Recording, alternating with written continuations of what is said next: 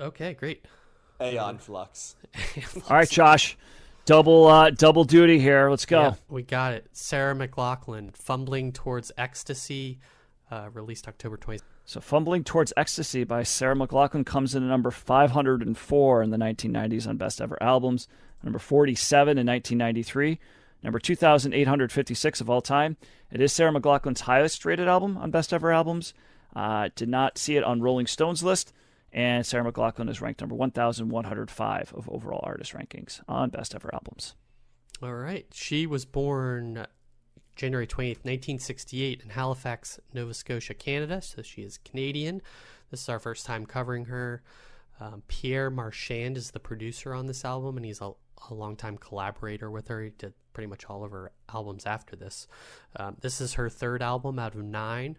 First album came out in 1988 titled Touch, and her most recent was 2016's Wonderland. She was or is touring this album for the 30th anniversary, where she's doing shows where she plays the entirety of the album. So if you're interested, check that out.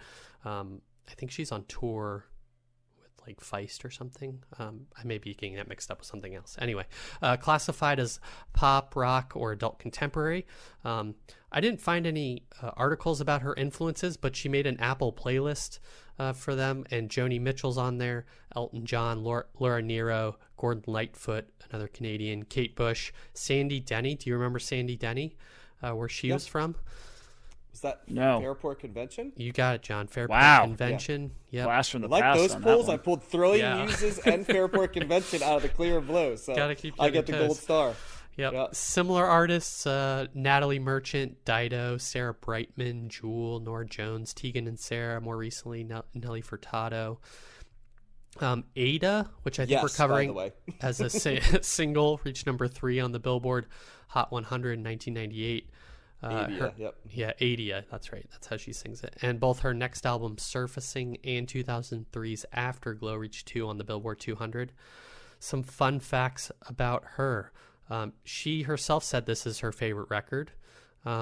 She started Lilith Fair in 1997 after becoming frustrated by concert performers and booking agents and radio stations refusing to play female artists back to back, and just bad booking. She set up a tour for her and Paula Cole in 1996, and her hometown show, at least one of them, was called Lilith Fair, and then that led to the next year the Lilith Fair concert tour with all female acts, and it was the most successful all female music festival in history. Didn't last very long, but impactful, definitely. Her song Angel from the ASPCA ads that you recall started in 2006, still goes on today. I feel like that's what she's known for now. That's that song on the ASPCA, for better or for worse. It was inspired by the fatal overdose of Smashing Pumpkins touring keyboardist Jonathan Melvoin. Yeah. Daryl DMC Daniels from Run DMC credits McLachlan and her album and the song Angel was saving his life. I think he was in a bad spot and suicidal, and that turned him around. And so they've kind of had a collaboration, or at least some sort of friendly relationship since he admitted that. She sings the Randy Newman song When She Loved Me on 1999's Toy Story 2 song. That's quite a impactful song in that movie, and it was nominated for an Oscar for Best Original Song. That's a tearjerker of a scene. Yeah, definitely. Another song that is original song this year that also did not win was Blame Canada from the South Park Bigger, Longer, and Uncut album. The song that won that year was from the animated movie Tarzan, In My Heart, and or You're in My Heart. I have it pulled up. Let me. You'll Be in My Heart by Phil Collins. Yes, You'll Be in My Heart. Yes, by Phil Collins. Thank you. And so that's some interesting songs there. And she was inducted into the Canadian Music Hall of Fame in 2017. So there's that. So I'm not too familiar with Sarah McLachlan outside of her kind of famous singles. What did you guys think of? Let's start with John. What did you think of Fumbling Toward Ecstasy? Well, this is a really good example of why we do this show, because I will fully lay my cards out. When I think of Sarah McLachlan, I do not think of it as an artist that I would engage, her with the, I know Building a Mystery, I know Adia, I know New Possession from this album, because there's obviously, if I remember correctly, it's about a stalker, clearly, and I feel like she had like multiple stalkers. And was the story, Josh, like, and I could be wrong, like, didn't like a stalker like sue her or something, like based on the song for like the royalties or something of this album? Like, did you come across that in your research? I read a couple good articles, interviews with her and stuff, but I can't remember the exact specifics. But you're right, it is about a stalker. I can look that up while you're talking.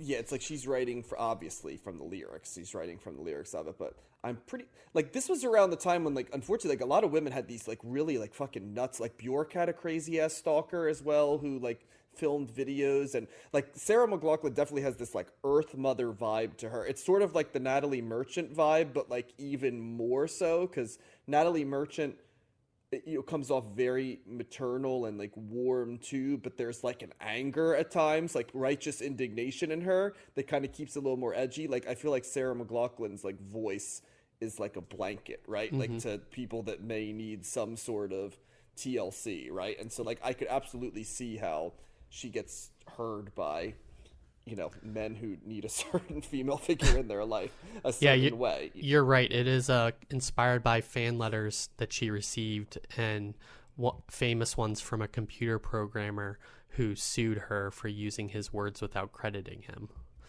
It's always the computer programmer. But then that guy died by suicide before the case could be taken to court. So did Bjork's person. Like he sent her like a bomb or some shit too. Like I'm sure we'll get to that when we cover Bjork down the road in greater detail, because we're headed to that era of it. But anyway, that's not here. But like this album, I just kind of like, you feel like this album isn't going to be for me. Like Sarah McLachlan, like, we're doing this and it's good to cover her, but it's not there. And then like I listen to this album, I'm like, holy crap, this is a very, very good album. Like while it's in adult contemporary, it's a very good adult contemporary album. I was surprised by how many styles she veered into. There's some like almost like electronic music in here as interludes. There's sort of, as you would expect, ballads. There's some pretty good bass lines and rock guitar on this album.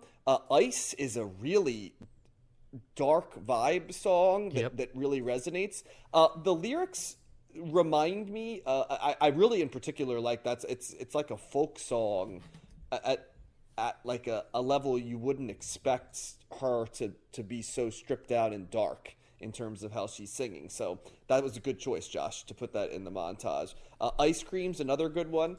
I thought I would not like the lyrics as much, because I always got the feeling, once again, like completely unfounded, because I never delved into her catalog. I got the feeling it was going to be like, it's going to be very like diary confessional, which there is an element of that. Like I'm going to write my own story, but it doesn't come across as hackneyed or schlocky at all.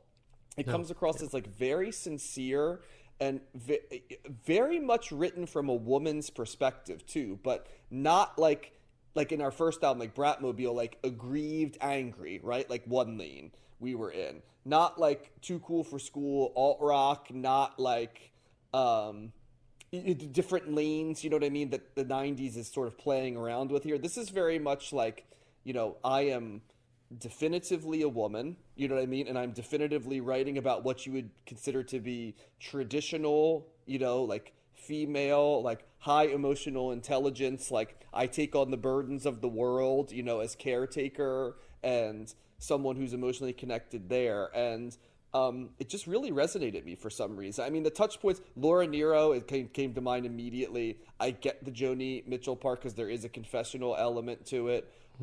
I can even see, after listening to this album, the Kate Bush thing, because it was much more varied creatively than what I thought was going to be coming from it. And so I would definitely recommend this album. If you had told me, the bingo card, right? Like John is going to recommend a Sarah McLachlan album, like in the podcast, I would have been like, that seems hard to believe. But this is a good example of like, there's so much music in the world, and I try as much as I can not to make snap judgments, and I think I'm pretty good at being open-minded. Like I have a take, but like, good example, like last week, I don't think I like Tool, but then, I didn't know their first album. And I listened to it and I'm like, well, I might not like some Tool, but this is pretty solid. You know what I mean? Like, album across the board. It's not perfect, but I like a lot of it. And this is another one where it's like, really I don't think Sarah McLachlan for me comes more from a non-engagement with the material. And then when I start thinking about it, I'm like, it makes sense that I would like this. I like Natalie Merchant as a solo artist in 10,000 Maniacs. I liked the Laura Nyro album. I probably like the Joni Mitchell stuff more than you did and kind of where she was going. I like Kate Bush, right? So why wouldn't I like a Sarah McLachlan album? And I don't even hate adult contemporary as a lane in certain instances. So really pleasant surprise that I like this one as much. So this one is a thumbs up for me. Nice.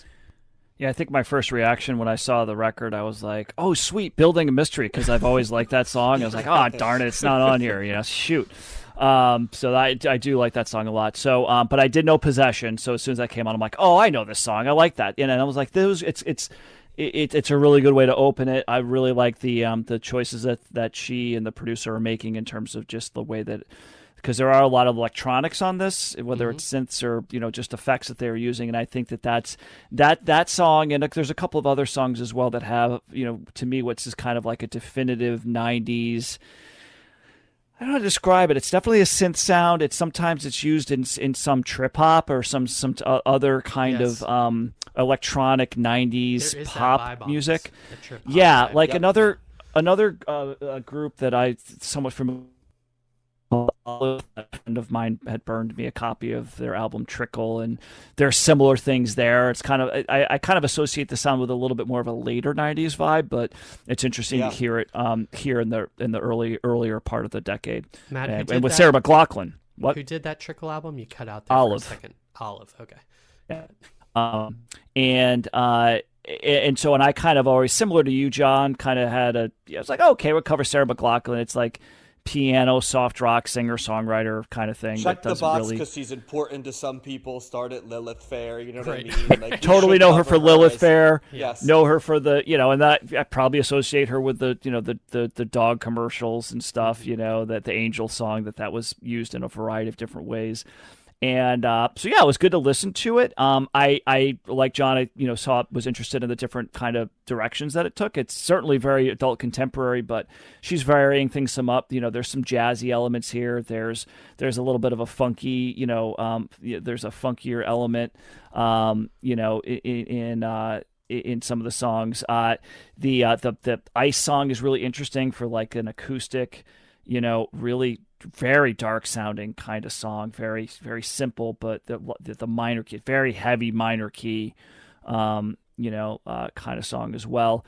And then she's got a song like Fear, which has that might be the most interesting or maybe the most out of place song on this, because it's almost got like some effects that you would hear in a Nine Inch Nails record, whatever that she's using some interesting stuff.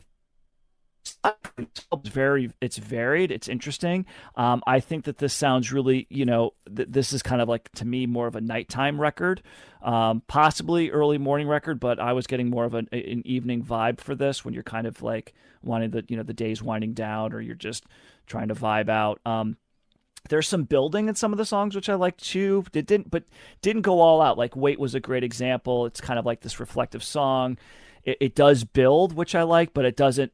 My initial reaction was, oh man, she could have taken it to a different level. Like she could have just built, that would have been a great song to keep doing. There might have been a couple of other songs where I would have felt like that could have, worked as well. But it's clear that that's not really what she's going for. She's trying to build, but she's not. This is not a boisterous kind of bombastic crescendo type vibe that she's doing. It's doing just enough for to kind of to make it interesting. Some stuff in here sounds like, in particular, was a song that reminded me of Patty Griffin. I don't know if we're going to cover her at all. I didn't look that up, but we probably should, because she's a female artist that I think is in the '90s that I think my favorite part of this record is her voice. I think her voice is fantastic. It's just she's a great soprano voice. I love the way that she kind of she'll either belt something out or she'll hold back. I think that the use of her vocals is what stood out the most to me overall. So certainly like it more than I thought that I would. I wouldn't say that I love it or that this is a record that, really threw me to the next level. It wasn't like somewhat like a reaction that I had to the PJ Harvey album Dry that we covered before, which was like, holy crap, where's this album been? So it certainly didn't get to that point, but I think that it's very solid. I also found it interesting. It always pops up when you see this on YouTube. But when you see any of these artists on YouTube, there are a lot of people that love Sarah McLachlan that changed. Like it's like everybody talking about how it's the most amazing hands down the best singer songwriter of the '90s. Like not even close. And I'm like, wow, okay, that's. I'm not saying she's not good, but that's we just love like hot takes. Yeah. All these hot takes, and I'm a huge Sarah McLachlan fan. So yeah. Pleasantly surprised. It's definitely a thumbs up, and probably not top tier or anything like that, but definitely solid for me. So I'm gonna go with a thumbs up. Yeah, it's it's funny how the preconceived notions can, I try to avoid that, just like you guys said, but I think the Lilith Fair thing, coupled with kind of the songs I knew, put me in a headspace of thinking this album was going to be one way, and like you guys, I really appreciate what she was going for here. I feel like this is like the best example of adult contemporary that we've had that I've really enjoyed. I really like her voice. I think I've underrated that or unappreciated that in the songs that I knew about her. I like how, like you said, Matt, the soprano and kind of the way what happens to her voice when she gets into a higher register, kind of like crackles or changes. It gets high, but like she's still in control, and it's kind of a really like naturalistic voice in a way that I don't think you hear anymore very often in popular music. She doesn't use auto tunes, Josh. Yeah, that's just it. I really like the production on this too. There's you guys remarked on the dark tone that she has on certain songs, and I just kind of really like the vibe and kind of the sumptuousness of the production on this album. There's the trip hop thing did come into my mind, but I feel like there's a lot of interesting layering going on. I really like the things she does. She's primarily a piano artist, so that coupled with her voice and then kind of like everything around her is built really well and constructed, and I feel like it just really worked. I really like songs like Circle. Ice really stood out to me, like you guys noted. I like Hold On and kind of the organ that's in that. And those are kind of all in the middle of the album. I think overall the album is pretty strong and consistent, and she doesn't vary wildly in terms of like being like light and fun.